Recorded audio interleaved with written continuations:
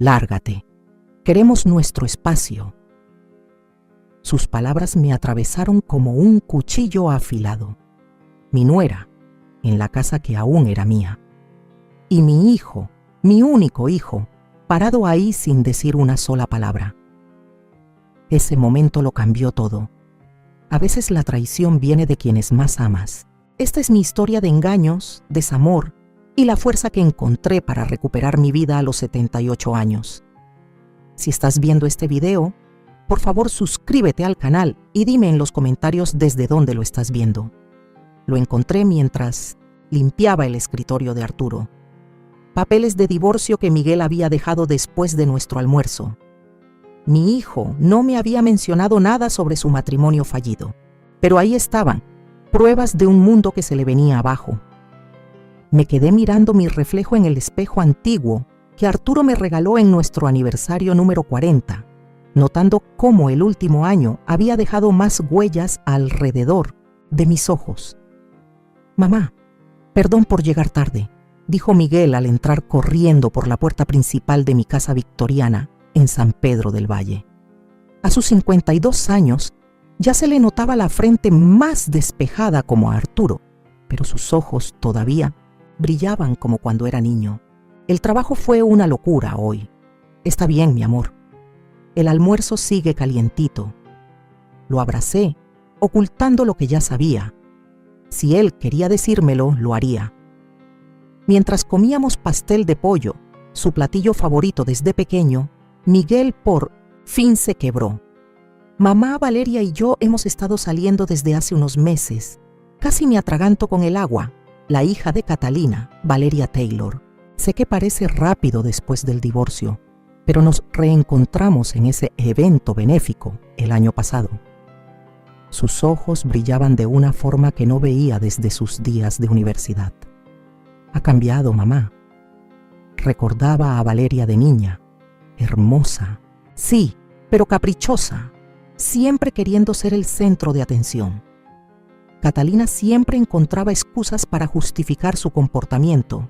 Ahora, en sus 40s, Valeria ya llevaba 2 matrimonios a cuestas. Si tú eres feliz, yo también. Mentí, porque eso es lo que hacen las madres. 3 meses después, ya estaban comprometidos y 6 meses más tarde, estaba yo organizando la cena de compromiso en mi comedor, viendo cómo Valeria paseaba por mi casa como si fuera suya, observando mis antigüedades como si estuviera en una subasta. «Este candelabro debe valer una fortuna», comentó mientras miraba la lámpara de cristal que Arturo había instalado con sus propias manos. «No se trata del valor», respondí, «se trata de los recuerdos». Después de la cena, Miguel me llevó aparte. «Mamá, necesito decirte algo. Hemos estado viendo departamentos, pero con la economía como está y mis inversiones...». No podía mirarme a los ojos. «¿Qué pasa, Miguel? Estamos con problemas financieros. Perdí casi todo en ese colapso tecnológico». Antes de que pudiera decir algo, apareció Valeria colgándose del brazo de mi hijo. «Tu madre no tiene por qué preocuparse por nuestros asuntos». Esa noche, acostada en la cama, pensando en la situación de Miguel, tomé una decisión que cambiaría todo. Yo era dueña de varias propiedades que Arturo y yo habíamos adquirido gracias a su exitosa carrera como abogado corporativo. La casa colonial en la calle Nogal estaba vacía. A la mañana siguiente llamé a Miguel. «Tengo una solución para lo de la vivienda», le dije. «La colonial de calle Nogal. Tú y Valeria pueden vivir ahí el tiempo que necesiten». Su voz se quebró. «Mamá, no podemos aceptar eso.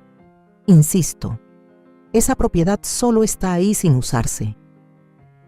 Me detuve, escogiendo con cuidado lo que iba a decir. «Voy a mantener la casa a mi nombre porque es parte de mi plan de retiro, pero es tuya para vivirla». Más tarde, ese mismo día, cuando nos encontramos en la propiedad, le entregué las llaves a Miguel. Valeria recorrió la casa, su dedo perfectamente arreglado, siguiendo el contorno de la madera original. «Es algo anticuada», dijo con una sonrisa apenas visible. «Pero podemos trabajar con eso», dijo Miguel abrazándome con fuerza. «Gracias, mamá». No vamos a olvidarlo. Al regresar manejando a casa, sentí una pesadez extraña en el pecho. Lo atribuí al síndrome del nido vacío. Aunque mi hijo se había ido hacía muchos años, no tenía ni idea de que acababa de entregar las llaves de lo que se convertiría en mi cárcel de culpa, manipulación y traición. Todo comenzó con llamadas que nunca contestaban. Le dejaba mensajes a Miguel y pasaban días sin respuesta. Cuando los invitaba a cenar el domingo, una tradición familiar de toda la vida, siempre había una excusa. Compromisos de trabajo, otros planes, que Valeria no se sentía bien. Llevaba un diario de cuero, una costumbre que tomé cuando era directora de escuela. Martes, llamé a Miguel sobre la cena del fin de semana. Contestó Valeria, dijo que estaban ocupados. Jueves, dejé otro mensaje, aún nada. No estaba contando, solo intentaba convencerme de que no era mi imaginación la distancia que crecía entre nosotros. Un miércoles por la tarde, preparé la lasaña favorita de Miguel y manejé hasta su casa. Técnicamente, mi casa. Toqué el timbre sosteniendo el plato todavía tibio y esperé. Valeria abrió la puerta. Su sonrisa se apagó al verme parada allí. Elaner, esto no lo esperábamos, dijo abriendo con cierta renuencia. Pensé que les gustaría una comida casera, dije al entrar. La casa se sentía diferente. La Stem, mesita antigua que estaba en la entrada, había desaparecido. En su lugar había una consola moderna que desentonaba con la arquitectura colonial. Miguel salió de su oficina en casa, claramente sorprendido. Mamá, no sabíamos que vendrías.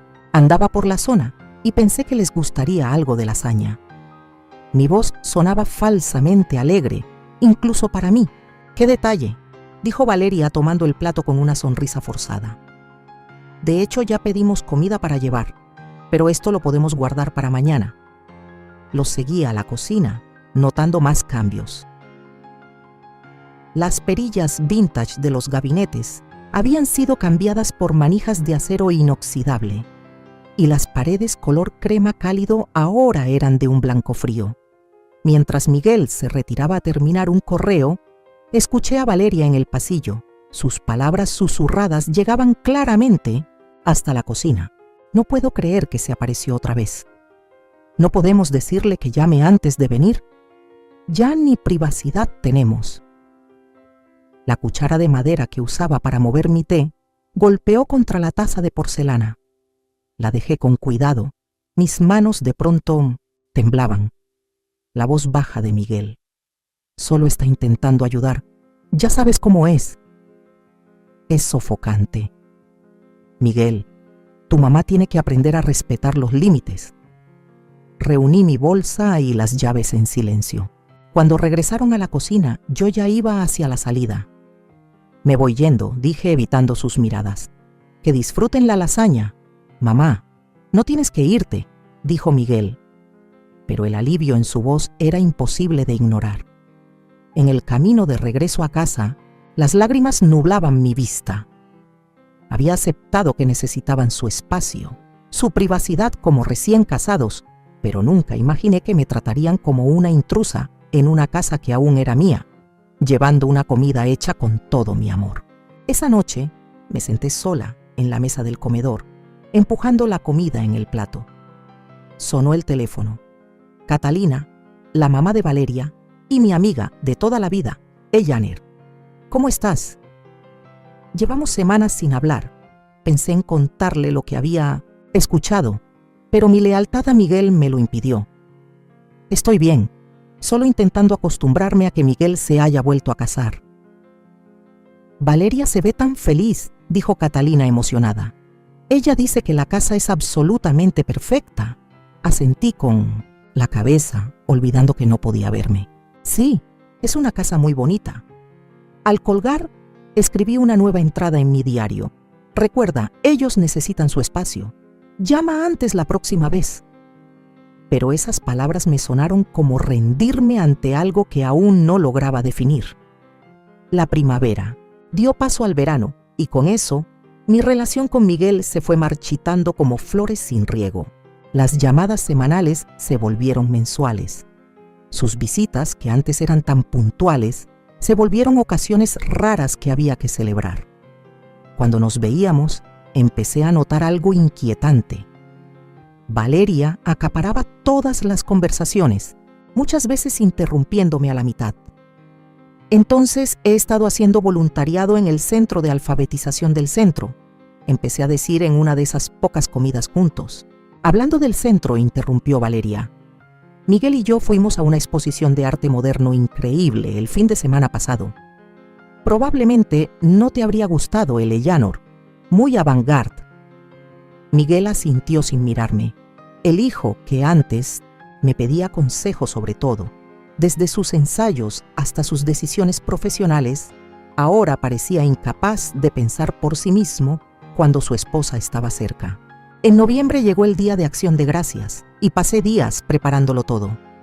Pulí la plata que llevaba generaciones en la familia de Arturo, puse la mesa con la mejor vajilla y cociné todos los platillos favoritos de Miguel. Llegaron 1 hora tarde. Valeria entró como si nada, con un conjunto de diseñador que parecía demasiado para una cena familiar, mirando cada rincón de mi casa como si estuviera evaluando un lugar desconocido. Este lugar está exactamente igual, dijo, pasando un dedo por la alacena de caoba. ¿Nunca has pensado en remodelar, Eleanor? Todas estas antigüedades hacen que parezca un museo. Sonreí forzadamente. Me dan tranquilidad las cosas conocidas. Durante la cena, Valeria no paró de hablar sobre su círculo social, gente que nunca había conocido y eventos a los que ni me habían invitado.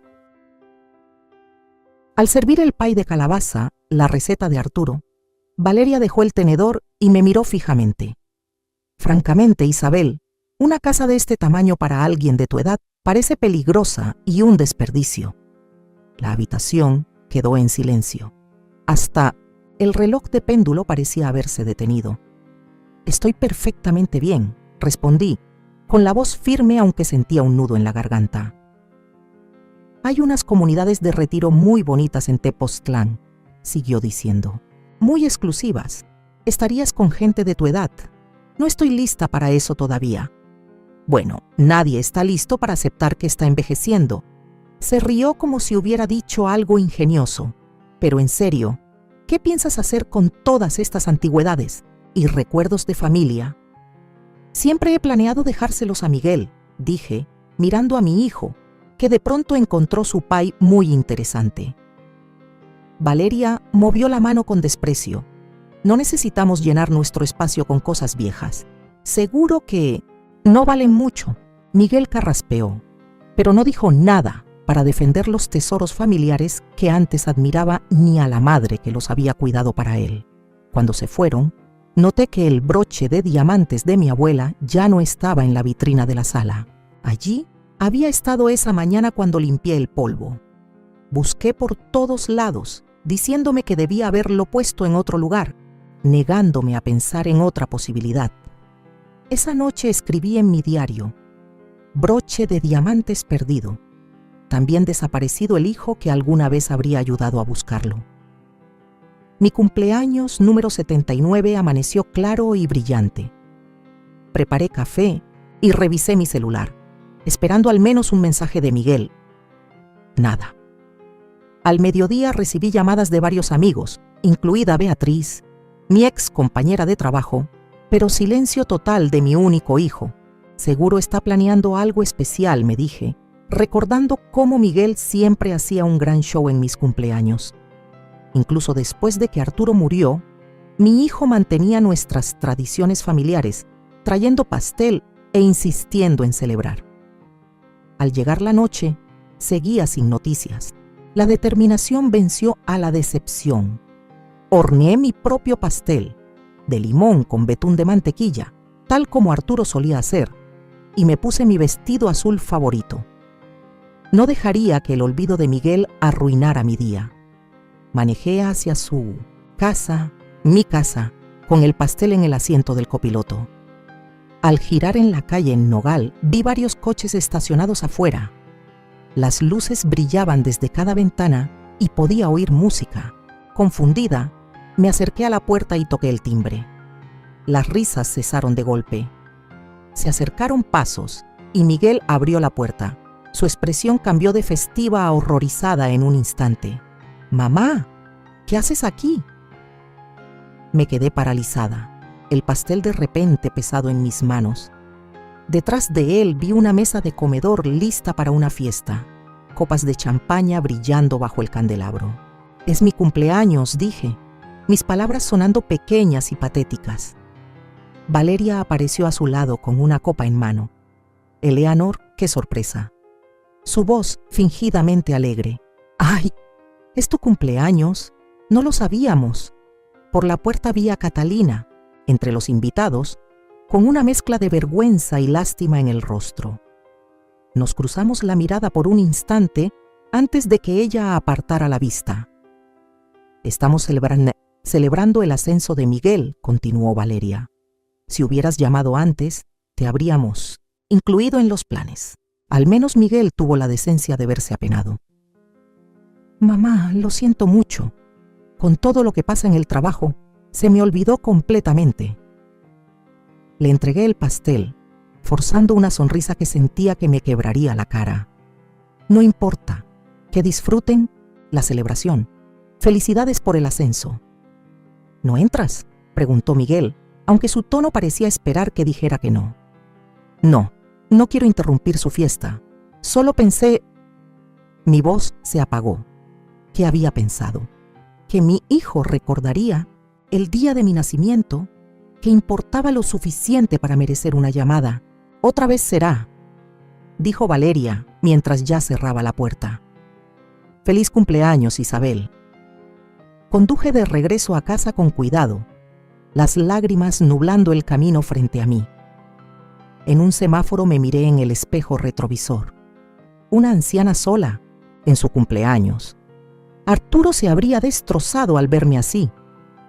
Mi esposo fuerte y con principios, quien siempre enseñó a Miguel sobre respeto y familia. En casa, me senté en la oscuridad. No había velas que apagar ni deseos que pedir. Mi celular vibró con un mensaje de texto de Miguel. «Perdón por esta noche, mamá. La próxima semana cenamos para festejar tu cumpleaños. Te quiero». «No», contesté. En vez de eso, abrí mi diario y escribí. «Hoy cumplí 79 años. Hoy también comprendí que en la nueva vida de mi hijo ya no hay espacio para su madre». Entonces llegaron las lágrimas, no discretas ni silenciosas, sino sollozos que me sacudían el pecho y apenas me dejaban respirar. Lloré por el niño, que me dibujaba corazones con crayones en mis tarjetas de cumpleaños. Por el joven que manejaba 4 horas desde la universidad solo para darme una sorpresa en mi día. Y por este hombre de mediana edad, ahora un desconocido, que ya ni me recordaba. Pasaron 2 meses con lentitud insoportable. Siguiendo el protocolo de Valeria, llamé con anticipación para pedir una cita, aferrada a los documentos del seguro médico que Miguel me había pedido. Cada tono del teléfono me apretaba más el estómago. «Eleanor», respondió Valeria, su voz fría y profesional. «Sí, mañana a las 2 está bien». Al día siguiente llegué puntual, con los papeles organizados, en mi portafolio de cuero, el que me regaló Arturo en nuestro aniversario número 30. La entrada de la casa colonial estaba llena de camiones de construcción y un contenedor de basura ocupaba el césped que yo había cuidado con tanto esmero. Rodeé un montón de escombros para llegar a la puerta, que estaba entreabierta. Por ahí, dentro, el recibidor que alguna vez fue elegante, ahora era un desastre. Había plásticos colgando de las puertas y el aire estaba espeso con polvo de yeso. «Hola», dije, avanzando con cuidado sobre cables eléctricos. Miguel salió de la sala, su camisa formal fuera de lugar en medio del caos. «Mamá, gracias por traer los papeles». «¿Qué está pasando aquí?», pregunté tratando de no mostrar mi alarma. «Unas renovaciones», dijo sin mucho detalle. «Valeria está atrás, pasa». Lo seguí por la casa, con el corazón encogiéndose a cada paso. El piso original de madera estaba siendo cubierto con baldosas modernas, Las molduras que Arturo y yo habíamos restaurado con tanto esmero ya no estaban. Pero fue la ventana mirador la que me paralizó. Los obreros estaban retirando los vitrales, esos azules y ámbar que por más de 100 años bañaban la habitación con luz como de joyas. Miguel, ¿qué están haciendo con los vitrales? Mi voz salió apenas como un susurro. Antes de que él pudiera responder, apareció Valeria, con casco de seguridad como si fuera un accesorio de moda. Elaner, justo a tiempo. ¿Qué opinas de nuestro proyecto de modernización?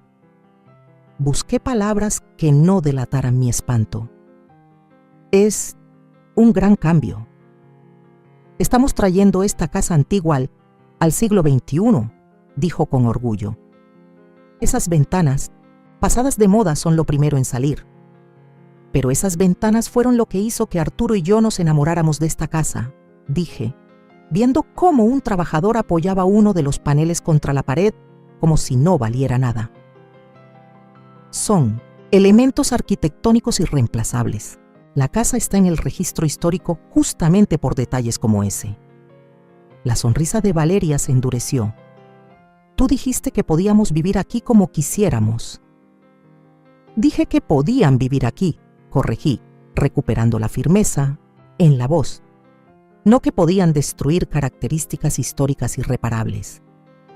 ¿Hay algún problema?, preguntó un hombre con traje, acercándose con una carpeta en la mano. No hay problema, dijo Valeria con rapidez.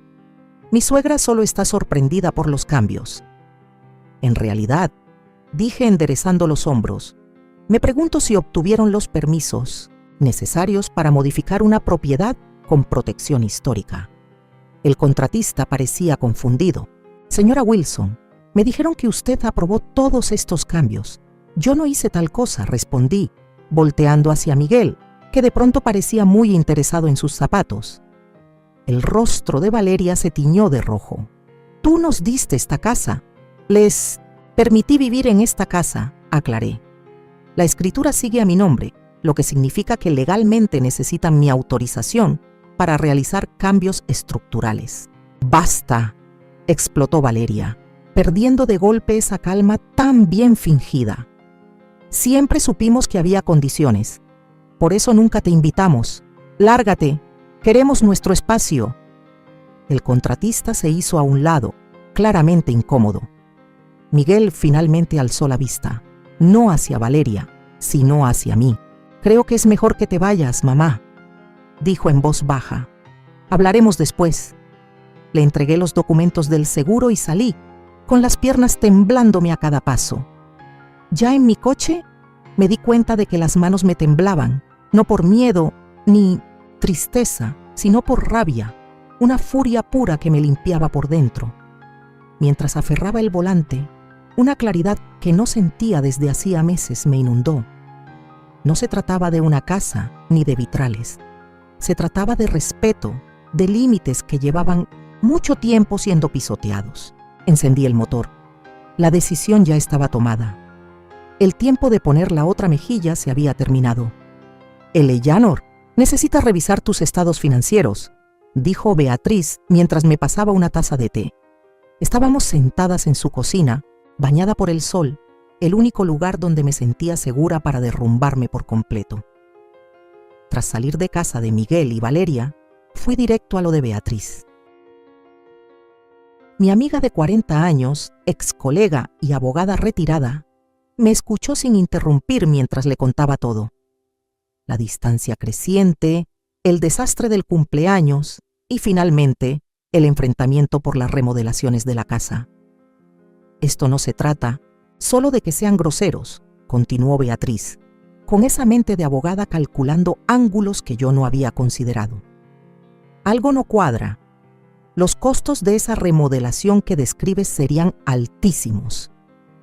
¿De dónde sale ese dinero si Miguel decía que tenían problemas financieros? La pregunta quedó suspendida entre nosotras.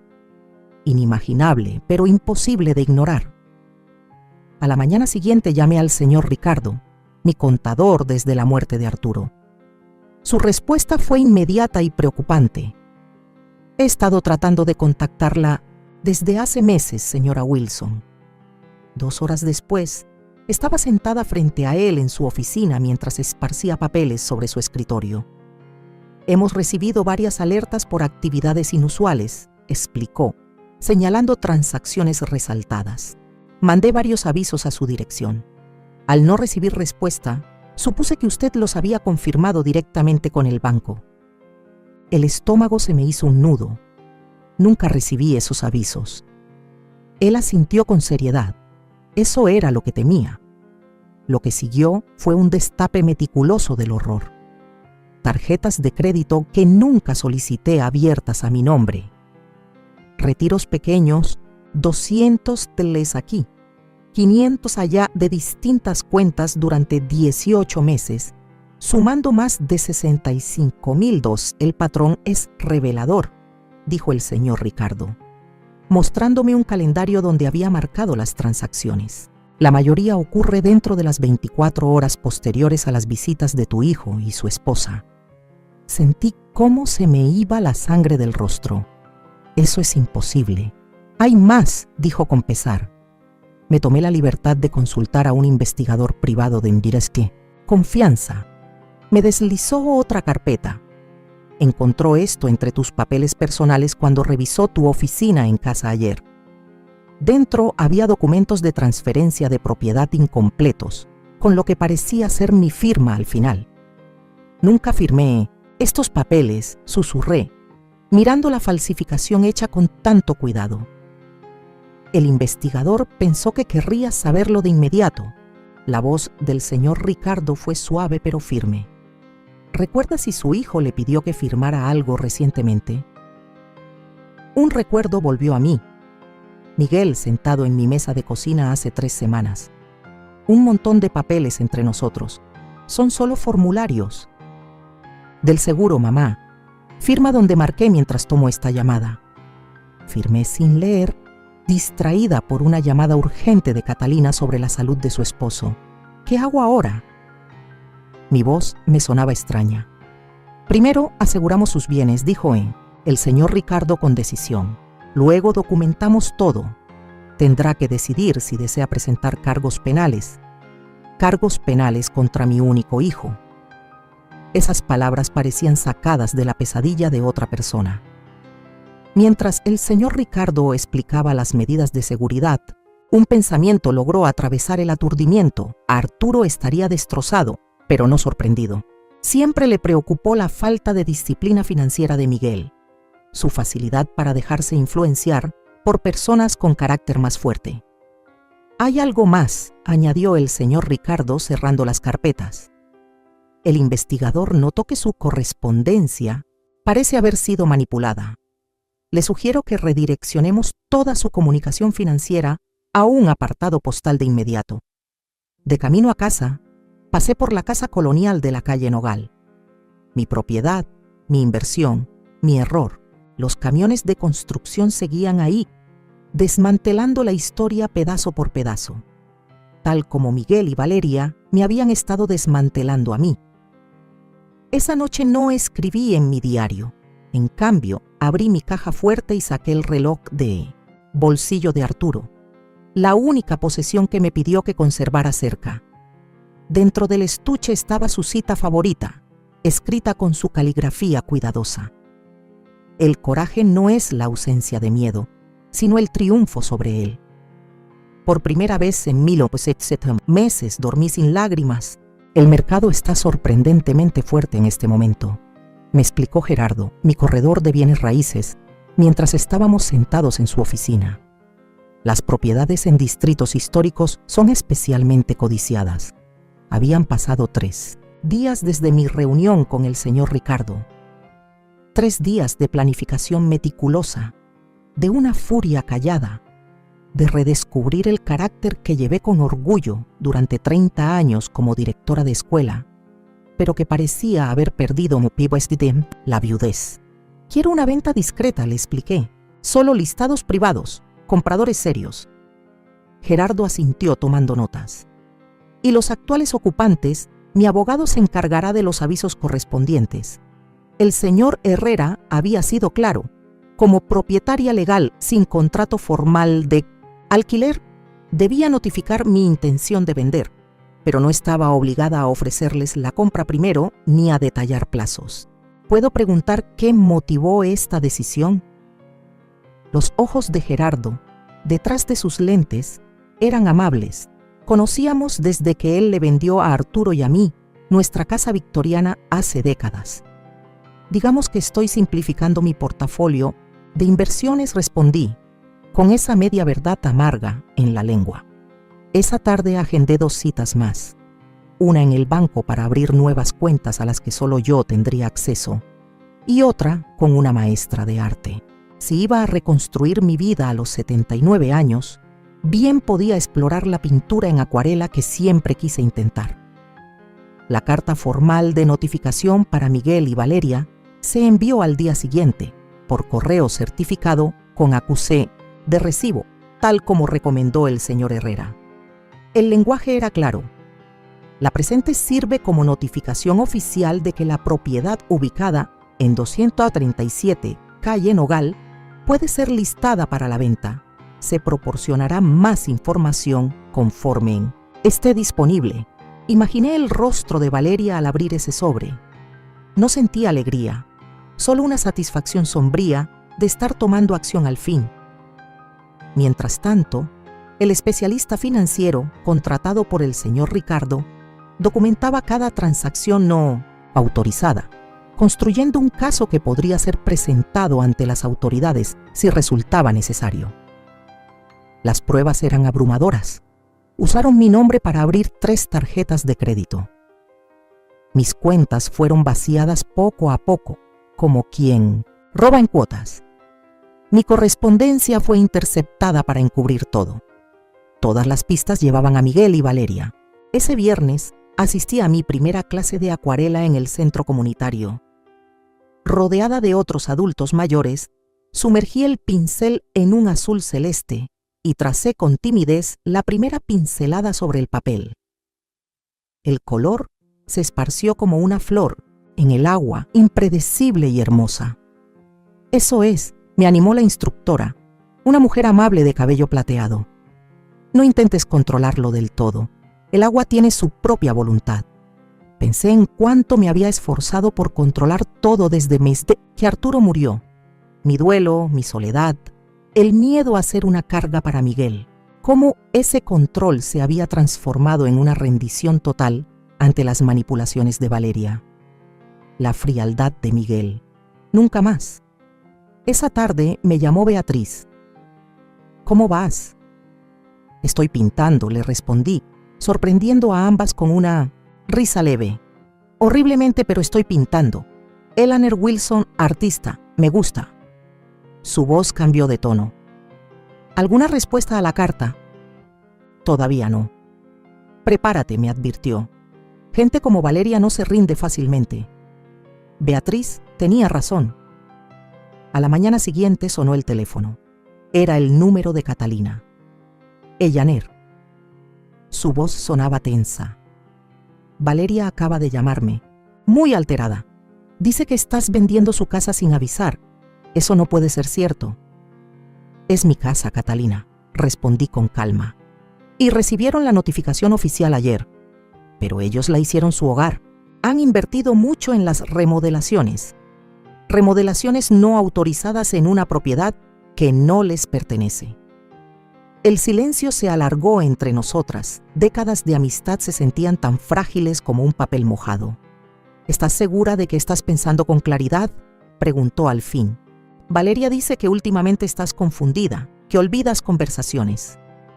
Un hielo helado me rodeó el pecho, así que ese era su plan. Pintar a la viuda como una anciana senil, incapaz de manejar sus propios asuntos. Nunca he estado más. Lúcida, respondí. Tal vez deberías preguntarle a tu hija sobre las tarjetas de crédito abiertas a mi nombre o los $65,000 desaparecidos de mis cuentas. Esta vez, el silencio tenía otro peso. Tengo que irme, dijo Catalina al fin. Te llamaré luego. Colgué y miré mi acuarela a medio terminar, el azul desdibujándose en púrpura creando algo nuevo en los bordes. El primer mensaje apareció en un foro de apoyo familiar. Preocupados por suegra anciana manipulada por asesores sin escrúpulos, ¿cómo proteger sus bienes de quienes se aprovechan de su confusión? Catalina me lo reenvió con un simple mensaje. ¿Es esto lo que creo que es? Era el primer disparo de Valeria, cuidadosamente redactado para evitar una demanda, pero lo suficientemente específico para que cualquiera que nos conociera identificara la situación desde su versión torcida. Luego vinieron más publicaciones en varias plataformas. En la historia de Valeria, yo era una anciana confundida, manipulada por buitres financieros para vender su casa a espaldas de una familia amorosa. Miguel aparecía como el hijo devoto, intentando proteger a su madre vulnerable sin quitarle su autonomía. Los comentarios eran predeciblemente solidarios con la versión de Valeria. Tal vez deberían considerar un proceso de tutela y documentar su confusión para presentarla ante un juez. Le mostré las publicaciones al señor Herrera, quien solo alzó una ceja. Predecible e imprudente, comentó. Está dejando un rastro digital de sus intenciones. El jueves por la noche sonó el timbre de mi casa de forma inesperada. Catalina estaba en mi porche con una expresión incómoda.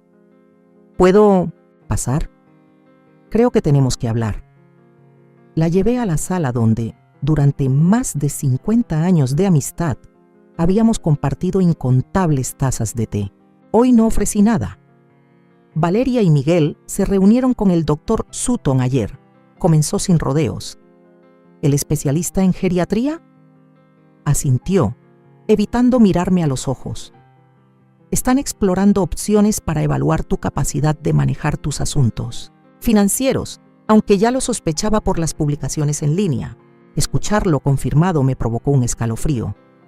Ya veo, dije, sorprendiéndome de lo firme que sonó mi voz. ¿Y tú qué piensas de eso, Catalina? Entonces me miró, con una expresión inquieta. Ya no sé qué pensar. Valeria dice, has estado actuando de forma errática, olvidando conversaciones, haciendo acusaciones, pero ahora mismo te veo perfectamente bien. Tal vez porque estoy bien, respondí. Tal vez porque lo único que ha cambiado es que he dejado de permitir que se aprovechen de mí. Le ofrecí a Catalina la carpeta que el señor Ricardo había preparado. Una cronología del fraude financiero con documentación de respaldo. Dudó antes de tomarla. No puedo creer que Valeria haría algo así, susurró, aunque su tono no tenía convicción. Al principio, yo tampoco lo creía.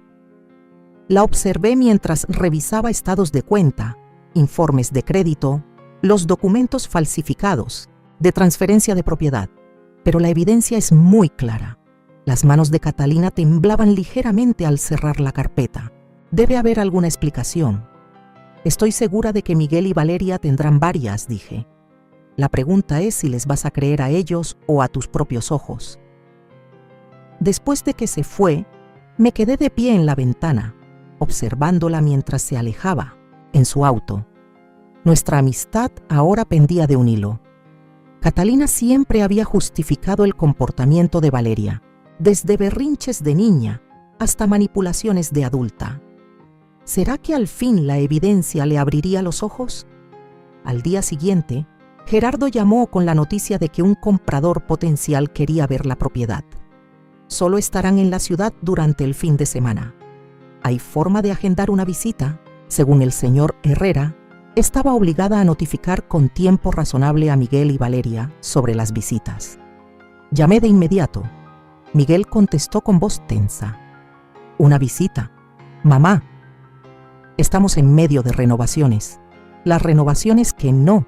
Tenías permiso para hacerle, recordé.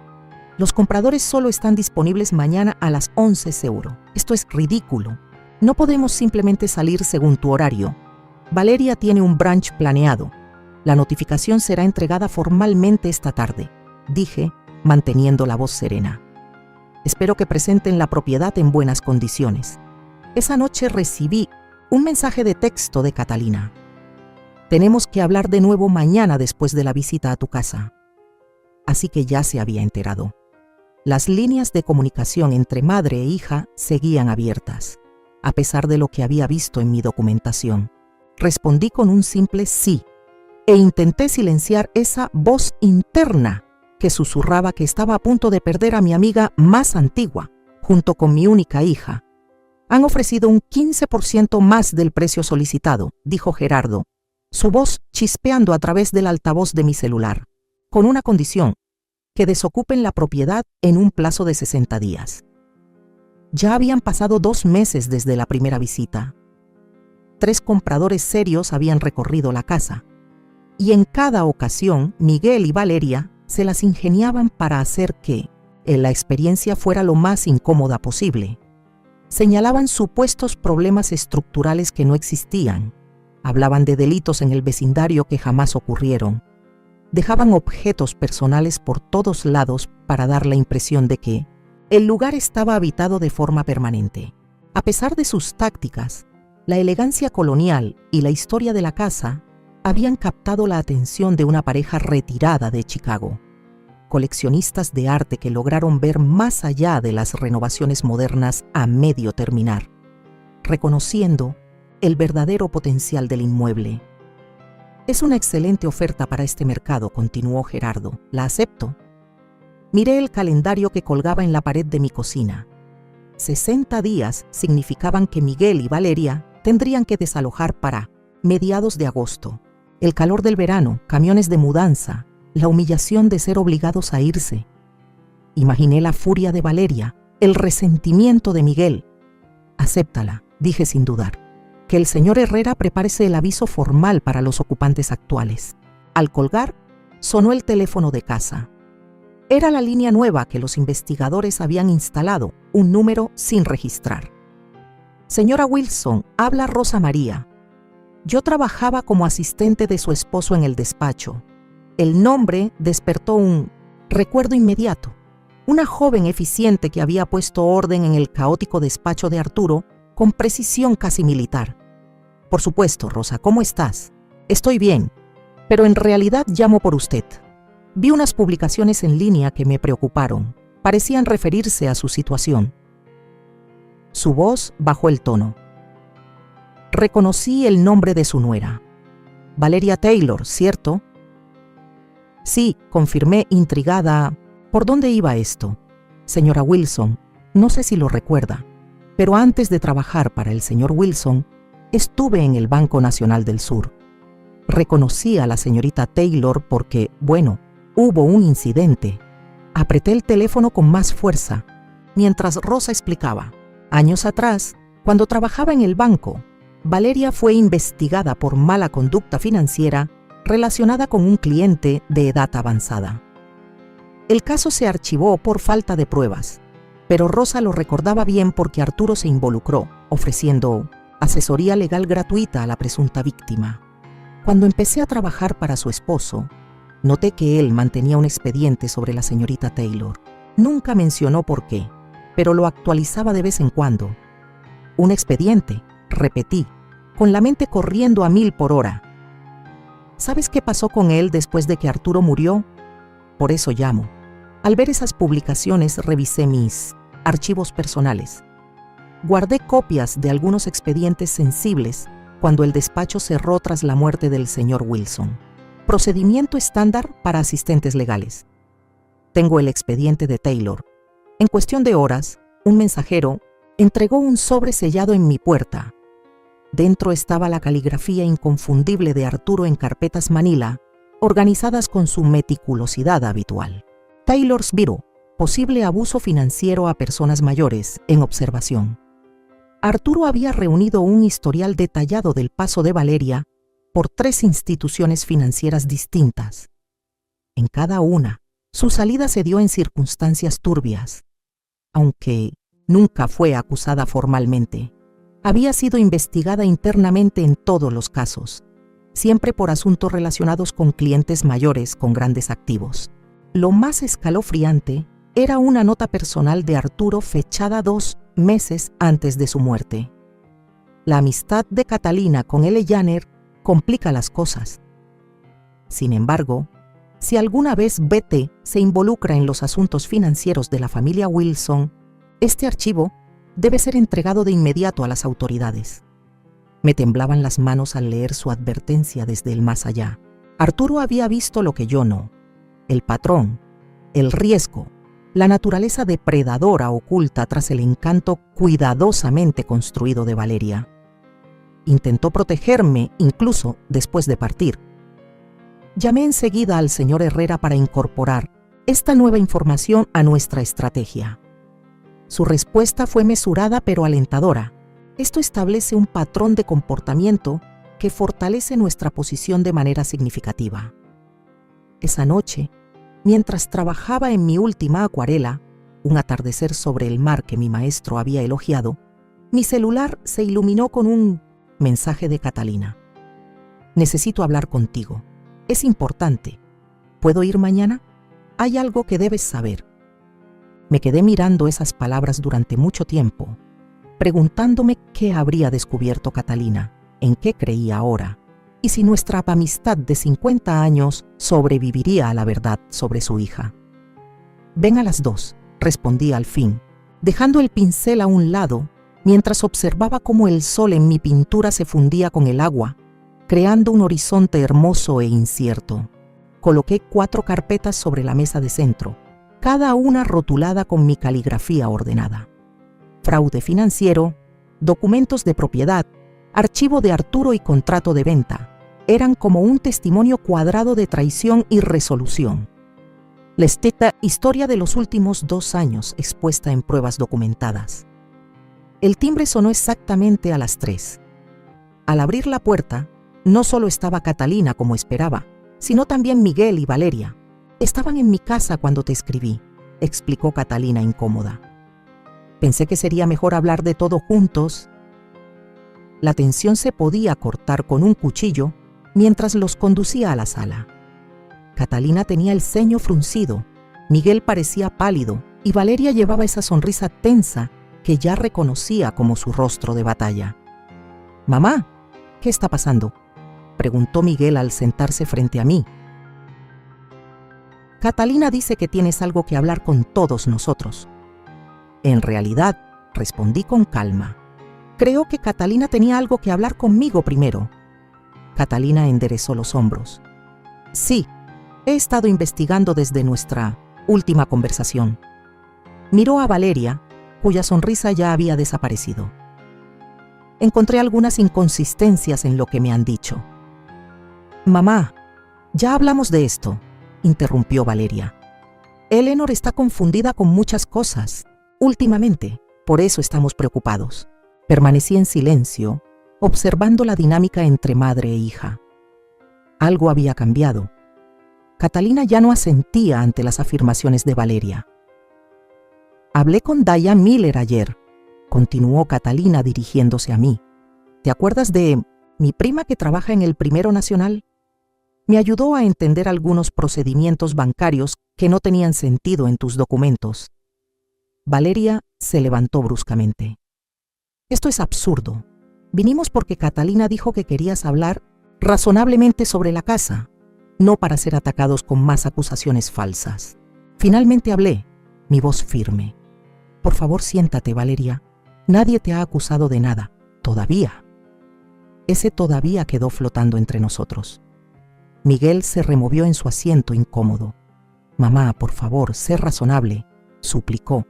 «Hemos invertido miles en renovar la casa colonial. No puedes simplemente venderla por tu cuenta». «Miles que dijiste no tener cuando te ofrecí la casa», observé. «Curioso, ¿no?». Abrí la primera carpeta y coloqué un estado de cuenta bancario frente a ellos. Esto muestra retiros de mis cuentas por un total de 65,000 en un periodo de 18 meses. Retiros que coinciden exactamente con tus visitas a mi casa. Miguel palideció. «Eso no puede ser. La segunda carpeta contiene un documento de transferencia de propiedad con mi firma falsificada». Continué mientras la abría. «Un documento que me pediste firmar, Miguel, diciendo que era para fines de seguro». «Yo nunca», comenzó a decir, luego se detuvo, mirando a Valeria. Abrí la tercera carpeta y saqué el expediente de Arturo. Y este, quizás, era el más revelador.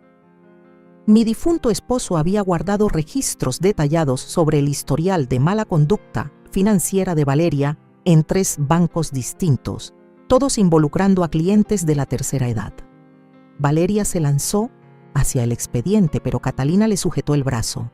«Basta. Ya detente, Valeria. ¿De verdad le crees a esta vieja senil en lugar de a tu propia hija?», sisió Valeria.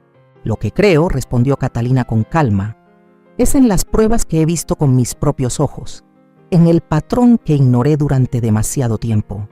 La habitación quedó en un silencio tenso mientras Catalina se giraba hacia mí con lágrimas en los ojos. Después de nuestra última conversación, contacté a los antiguos empleadores de Valeria. No pudieron decirme mucho, acuerdos de confidencialidad, pero su silencio lo dijo todo. Luego encontré registros de pagos desde nuestra cuenta, familiar a 3 personas diferentes a lo largo de los años. Acuerdos extrajudiciales, Eleanor. Mi esposo y yo pagamos para encubrir los errores de Valeria. El rostro de Valeria se torció de rabia. No tenías ningún derecho de hurgar en los registros financieros de papá. Tenía todo el derecho, respondió Catalina. También son mis registros. Abrí la carpeta final y coloqué el contrato de venta sobre la mesa. La casa colonial ha sido vendida. Los nuevos propietarios tomarán posesión en 60 días. «No puedes hacer eso», chilló Valeria. «Vamos a pelear esto en los tribunales. Vamos a pedir que te declaren incompetente». «¿Con qué pruebas?», pregunté en voz baja. «¿El testimonio de una mujer con historial documentado de abuso financiero hacia adultos mayores? ¿O quizás el de mi hijo confundido, que no puede explicar cómo se financiaron las remodelaciones, ni por qué aparece su firma en solicitudes de tarjetas de crédito a mi nombre?» Miguel miró los documentos esparcidos frente a él y el color se le desvaneció del rostro.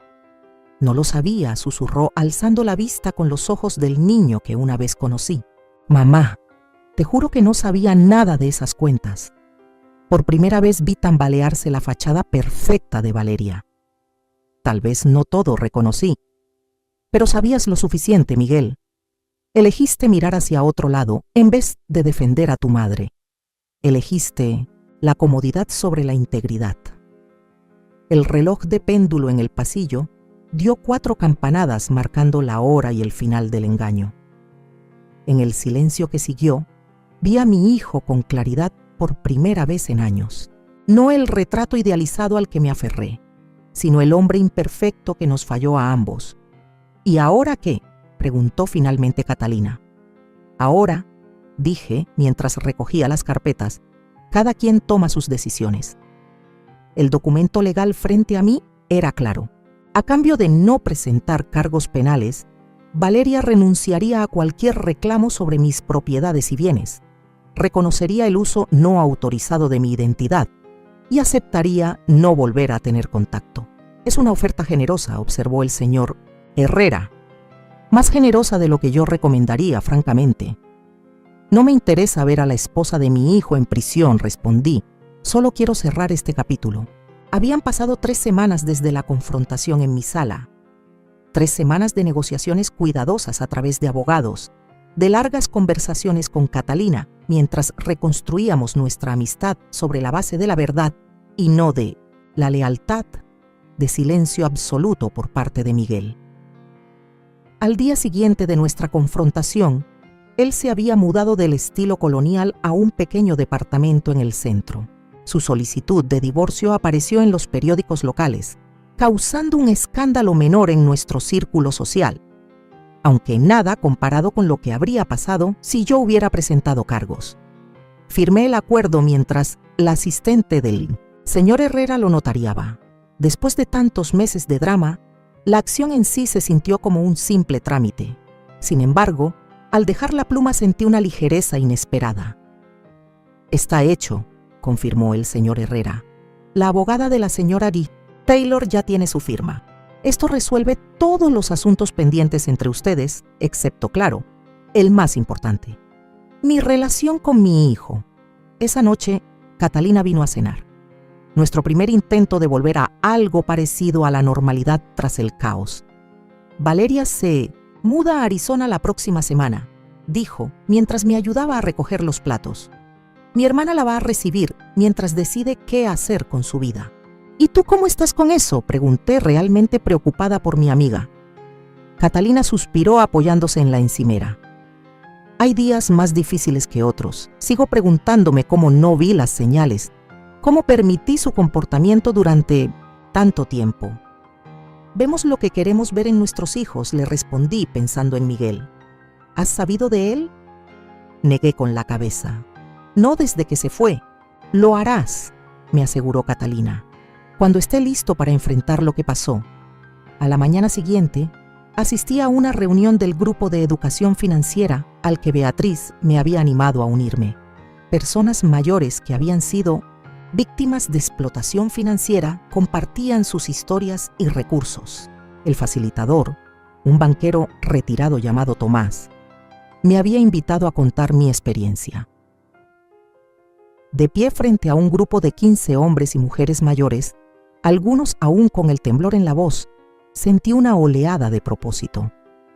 Me llamo Isabel, comencé, y hasta hace poco creía que ser amable significaba ser sumisa, que amar a mi familia significaba aceptar cualquier trato que me dieran. Las cabezas que asentían me dieron fuerza para seguir. Mi difunto esposo solía decir que la integridad no se trata solo de ser honesto, sino de estar completo, de ser uno mismo sin traicionar sus valores. Me tomó 79 años y una traición devastadora entender lo que quería decir. Durante la siguiente hora conté mi historia. No solo el fraude y la manipulación, sino el recorrido emocional desde la confusión hasta la claridad, del dolor a la acción. Cuando terminé, la sala quedó en silencio un momento, hasta que un hombre mayor preguntó: ¿Cómo encontraste el valor para enfrentar a tu propio hijo? La pregunta me atravesó. Me di cuenta de que al permitir su comportamiento no lo estaba ayudando. El verdadero amor significa hacer que las personas se hagan responsables, no facilitar sus peores impulsos. Cuando terminó la reunión, varios de los asistentes se quedaron un rato más para contarme sus historias en privado. Intercambié números de teléfono. Prometí regresar la próxima semana y sentí por primera vez los lazos sutiles de una nueva comunidad formándose a partir de vivencias compartidas y el deseo de sanar. Esa misma tarde sonó el timbre Paetbirdit, mi casa sin previo aviso. Miguel estaba en el porche, con el rostro demacrado y los ojos rojos. «Mamá», dijo simplemente, con la voz quebrada desde esa única palabra. Me hice a un lado para dejarlo pasar, notando cómo había envejecido en apenas 3 semanas, con los hombros caídos y nuevas arrugas marcando su boca. En la sala, se sentó apenas en el borde del sofá, con las manos entrelazadas entre las rodillas como un niño regañado por el director. «No sé ni por dónde empezar», murmuró al fin. «Decir que lo siento no alcanza». «No alcanza», respondí sin dureza, «pero es un comienzo». «Estoy yendo a terapia», continuó, tratando de entender cómo dejé que todo llegara tan lejos. ¿Por qué no vi lo que hacía Valeria? ¿Por qué no te protegí? ¿Y qué has aprendido? Levantó la vista y me miró directo a los ojos por primera vez. Que he pasado la vida buscando a alguien que me cuidara como tú lo hacías. Que confundí el control con el amor. Que tenía tanto miedo de decepcionarte que no pude enfrentar ni una sola falla, incluso si eso significaba traicionar todo lo que me enseñaste. Su sinceridad me tomó por sorpresa, me desarmó. «Te perdono, Miguel», le dije en voz baja, «pero el perdón no borra las consecuencias». Asintió, una lágrima deslizándose por su mejilla, deslizándose. «Lo sé. No espero que todo vuelva a ser como antes. Solo no podía dejar pasar otro día sin decirte cuánto lo siento, cuánto me avergüenzo». Cuando se levantó para irse, me quedé sentada, observando a mi único hijo caminar hacia la puerta. «Miguel», lo llamé. Se volteó con un destello de esperanza en el rostro. Necesitamos tiempo. No era todo lo que él quería. Tampoco era todo lo que yo quería. Pero era honesto y por ahora eso tendría que bastar. El jardín rebosaba de rosas tardías de verano, su aroma mezclándose con el pasto recién cortado y las tartaletas de limón que Beatriz trajo para la colecta. Toldos de lona daban sombra a los 80 invitados repartidos por mi patio trasero, cada uno con una etiqueta con su nombre y un programa en mano para el primer evento benéfico anual de Secure Seniors. En 3 años, aquel pequeño grupo de apoyo al que me uní se había transformado en una organización regional reconocida que ofrecía educación, recursos y defensa para víctimas mayores de explotación financiera. El evento de hoy recaudaría fondos para nuestra iniciativa más reciente, un programa de consejería entre pares para adultos mayores que reconstruyen sus vidas después del abuso. «Eleyanor, la prensa ya llegó», gritó Catalina, haciéndome señas hacia la reja del jardín donde un reportero local me esperaba junto a un fotógrafo. A mis 82 años me movía más despacio, pero mi mente seguía tan aguda como siempre y mi propósito era firme. El reportero era joven, sincero, tomaba notas mientras le explicaba la misión de nuestra organización y la alarmante frecuencia del abuso financiero a personas mayores. ¿Qué les diría a los adultos mayores que tienen miedo de hablar sobre el abuso por parte de familiares?, preguntó. Les diría que una familia de verdad respeta tus límites, no los cruza, respondí, y que nunca es tarde para recuperar tu dignidad. Al finalizar la entrevista, escaneé la multitud con la mirada, saludando con la cabeza a rostros conocidos. Tomás, del grupo de apoyo original, ahora nuestro tesorero. Beatriz, quien colaboró en redactar leyes más severas contra el fraude a mayores. El señor Ricardo, cuyo despacho de contadores ahora ofrecía asesoría gratuita para personas mayores. Y Catalina, quien había canalizado su culpa por Valeria en un trabajo incansable por nuestra causa. No me di cuenta de inmediato del hombre que se coló por la reja lateral, quedándose al borde de la reunión, vacilante. Fue Beatriz quien lo vio primero, tocándome el brazo y asintiendo con la cabeza hacia él. Miguel estaba solo, más delgado de lo que recordaba, con el cabello completamente canoso. En sus manos sostenía algo pequeño y rectangular, un libro encuadernado en cuero marrón que me resultaba familiar. No sabía si debía venir, dijo cuando me acerqué. Tu invitación decía que era abierto al público, pero me alegra que estés aquí, respondí, y lo decía en serio. Los últimos 3 años habían sido una reconstrucción lenta y consciente. Almuerzos mensuales se convirtieron en llamadas semanales. Miguel había seguido con la terapia, enfrentando los patrones que lo hicieron vulnerable a la manipulación de Valeria. Yo había aprendido a quererlo con una mirada más clara, sin la neblina de culpa y obligación que tanto tiempo nubló nuestra relación. Encontré esto, dijo, extendiéndome el libro de cuero entre las cosas de Valeria, en una caja que ella nunca reclamó después del divorcio. Lo reconocí de inmediato, el diario de Arturo, el que desapareció tras su muerte. Ella se lo llevó, explicó Miguel, con la voz tensa por una rabia antigua. Cuando revisábamos la oficina de papá después del funeral, tenía miedo de que pudiera haber algo sobre ella. Mis dedos temblaban ligeramente al recibir el diario, sintiendo la presencia de Arturo en esa tapa de cuero gastado, las iniciales doradas perfectamente grabadas en la esquina. «Hay algo más», continuó Miguel, metiendo la mano en el bolsillo de su chaqueta. Sacó un sobre amarillento por los años. Dentro del diario, cartas de papá para los dos. Se suponía que debíamos leerlas después de su muerte. Cartas que Valeria robó temiendo lo que pudieran revelar. Palabras de Arturo, que habían sido silenciadas por 15 años. «No he leído la tuya», me aseguró Miguel. Pero la mía, su voz se quebró un poco. Él sabía, mamá.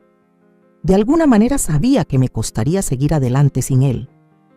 Me advirtió que valorara la integridad más que la comodidad, que recordara que la verdadera riqueza no se mide en cosas materiales. Una lección que Miguel aprendió de la forma más dura. A nuestro alrededor, el evento para recaudar fondos seguía su curso. Extraños y conocidos unidos por una causa común.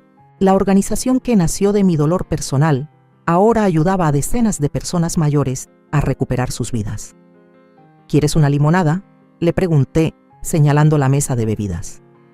Beatriz trajo esos cuadritos de limón que siempre te gustaban. Era una invitación sencilla, insignificante en comparación con la distancia que nos había separado. Pero cuando Miguel asintió y caminó a mi lado, se sintió como cerrar un círculo. Nos unimos a una mesa donde Catalina estaba con Tomás y su esposa. Se hicieron las presentaciones. La conversación fluyó. Miguel escuchaba con atención mientras Tomás describía nuestra última iniciativa, haciendo sugerencias basadas en su experiencia como gerente de proyectos. «Deberías venir a nuestra próxima reunión de planeación», propuso Catalina. «Nos vendría bien alguien con tus habilidades organizativas». Miguel me miró, buscando mi opinión. «Es una buena idea», asentí. «Si te interesa». Al caer la tarde y comenzar a irse los invitados, me encontré sola en el patio con el diario de Arturo sobre las piernas. La carta que Miguel me había dado seguía sin abrir a un lado. El jardín estaba en silencio. Solo se oían a lo lejos los ruidos del personal, recogiendo y a Beatriz organizando a los voluntarios. Abrí el sobre con cuidado, desplegando las páginas con la inconfundible letra de Arturo. «Mi querida Isabel», comenzaba, «si estás leyendo esto ya no estoy aquí, pero mi amor por ti permanece. Mi mayor deseo es que tú y Miguel honren lo que realmente importa. No las casas ni las inversiones que acumulamos, sino la integridad con la que vivan». Las lágrimas me nublaban la vista, pero seguí leyendo las palabras finales de Arturo, sus esperanzas para nosotros, su fe en mi fortaleza.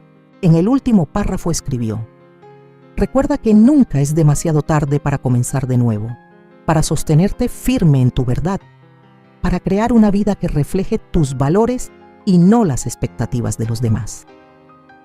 Cerré la carta mientras el sol poniente alargaba las sombras en el jardín. Arturo tenía razón, como casi siempre. No era tarde. No a los 79, cuando por fin me defendí. Tampoco a los 82, al ayudar a otros a hacer lo mismo.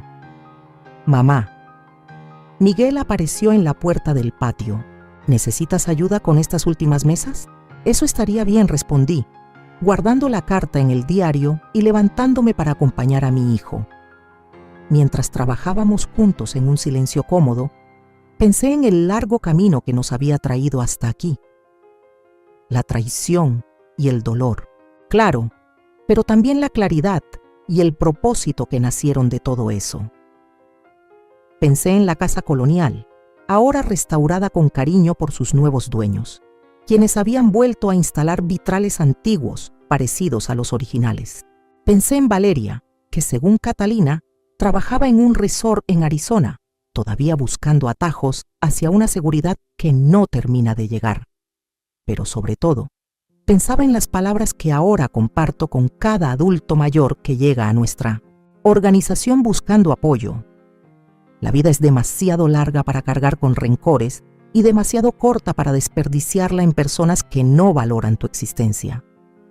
Me tomó 82 años comprender esa verdad en toda su profundidad. Pero como diría Arturo, más vale tarde que nunca. Y ahora te pregunto, si tú fueras yo, si hubieras pasado por todo esto, ¿qué habrías hecho? ¿Te habrías quedado callada? ¿Habrías perdonado? ¿Habrías reclamado lo que era tuyo? ¿O simplemente habrías seguido adelante? Déjame tu respuesta, porque tu voz también importa, porque las mujeres como nosotras merecemos ser escuchadas, porque a veces para escribir el siguiente capítulo, solo hace falta el valor de cerrar el anterior. Y mientras tanto, te dejo en esta pantalla final otras 2 historias que son favoritas del canal y que sin duda te van a sorprender. Gracias por mirar hasta el final.